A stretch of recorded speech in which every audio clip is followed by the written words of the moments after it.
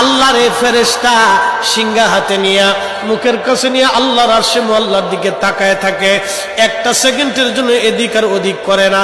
কখন রব হুকুম দিবে সিংহায় ফুৎকার দেওয়ার জন্য, যখন সিংহায় ফুৎকার দিবে কুরআন বলতেছে ইদাস সামাউ ফাতারাত, আকাশ ভেঙ্গে ভেঙ্গে ভেঙ্গে ভেঙ্গে পড়তে থাকবে। ওয়া ইদাল কাওয়াকিবু তাসারাত, সমগ্র নক্ষত্রগুলি ভেঙ্গে ভেঙ্গে ভেঙ্গে ভেঙ্গে পড়তে থাকবে। ওয়া ইদাল বিহারু ফুজ্জিরাত, সমুদ্রের তলদেশ উদ্দোলিত হয়ে যাবে, সমগ্র পানিগুলি পৃথিবীর উপরে আছাড় মারবে, আর ধুয়ে পাইলে সব পৃথিবীবাসীকে নিয়ে যাওয়া হবে। ওয়া ইদাল কুবুরু বুসিরাত, কবরের ভিতরে যাহা আছে সব আমার মালিক আমার রব বের করে দিবে। কবর থেকে মানুষ বের হইয়া সেই দিন হাসরের ময়দানের দিকে দৌড়াইতে থাকবে, সবাই উলঙ্গ থাকবে, কিন্তু আমার নবীকে আল্লাহ ৭০,০০০ ফেরেশতা বেষ্টন করাইয়া জান্নাতের পোশাক পরাইয়া মহা সম্মানে ফেরেশতারা মিছিল দিয়ে দিয়া আমার নবীকে হাসরের ময়দানে মাকামে মাহমুদে বসাবে।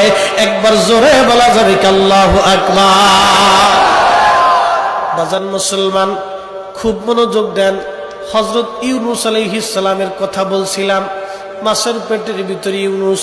চিন্তা করলেন মরে গেলাম না বেঁচে আছি, লাড়াচাড়া দিয়ে দেখলেন না বেঁচে আছি, দাঁড়ায় গেলেন খোদার পয়গম্বর, দাঁড়ায় দিয়ে সেজদার মধ্যে পড়ে গেলেন। মাছের পেটের মধ্যে সেজদার মধ্যে পড়ে বলতেছে লা ইলাহা ইল্লা আনতা সুবহানাকা। বিপদের দোয়া, কঠিন মুসিবতের মধ্যে যদি পড়ে যান তাহলে খতম ইউনূস এই দোয়াটা খতম দিতে থাকবেন। আল্লাহ যখন ইউনূস আলাইহিস সালাম এই জিকির শুরু করলেন, ইউনূসের এই জিকির আর ওই মাছের পেটের মধ্যে রইল না, এই জিকিরটা চলে গেল আরশে মুআল্লাতে। সুবহানাল্লাহ বলা যাবে। আরশে মুআল্লার পাশে এই জিকিরগুলি চারপাশ দিয়ে ঘুরতেছে। আরশে মুআল্লা ধরে রাখছেন ৪ জন ফেরেশতা কাঁধে করে।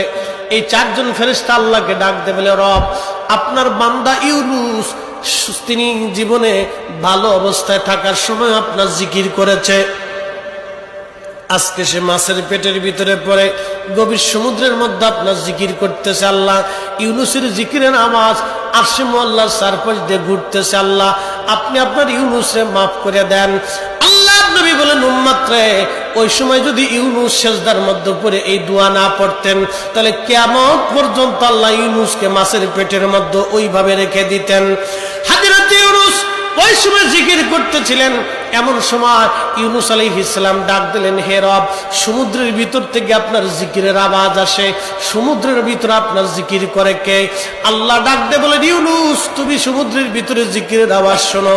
সমুদ্রের পানি আমার জিকির করে, সমুদ্রের কঙ্কর আমি আল্লাহ জিকির করে, সমুদ্রের পাথর আমি আল্লাহর জিকির করে, সমুদ্রের বালুকণা আমি আল্লাহর জিকির করে, সমুদ্রের মাছ আমি আল্লাহর জিকির করে, সমুদ্রের শ্যাওলা আমি আল্লাহর জিকির করে, সমুদ্রের নিচে গাছ আমি আল্লাহর জিকির করে, সমুদ্রের নিচের পাহাড় আমি আল্লাহর জিকির করে। ওই জিকিরের আওয়াজ ইউনূস রে তোমার কানে লাগতেছে।